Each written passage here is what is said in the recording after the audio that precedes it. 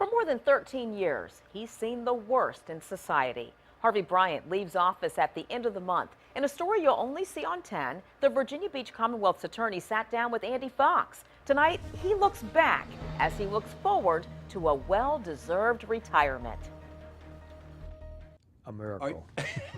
Harvey Bryant calls it a miracle he survived. 13 years, 8 months as Commonwealth's attorney. Impassioned, tough, a force. Every day he comes to work. A wall of evidence is built up against them so they can't get around it, they can't get over it, they can't get under it. I want to go do things without my children having to push me in a wheelchair to do them. Bryant emotionally remembers Laura Skinner, killed by her roommate, his own daughter, named Laura too. And I kept not the crime scene photo, but a nice picture of her that they gave me on that credenza the entire time I was preparing for that case. And I would turn to it sometimes. Say, Laura, we're going to get him.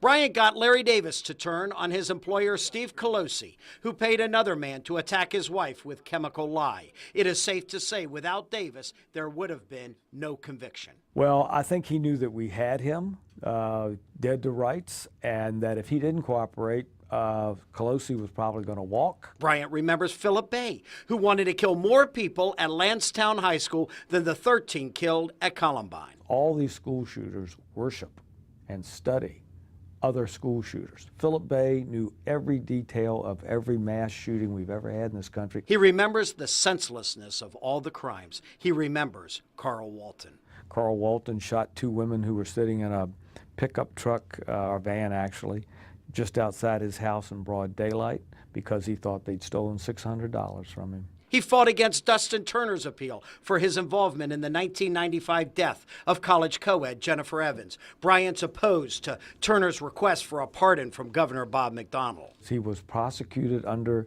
a legal theory that made him equally responsible whether he was the actual murderer or not. The most poignant moment in Bryant's career, a call from the mother of Shayna Height, killed by her neighbor while her husband was on deployment. She said, "It's breaking my heart because my daughter was never baptized, and I wanted her to be baptized, and she was never baptized." Bryant convinced the mother Shayna would indeed be going to heaven. Bryant considers his office the force that engages in a daily battle between good and evil.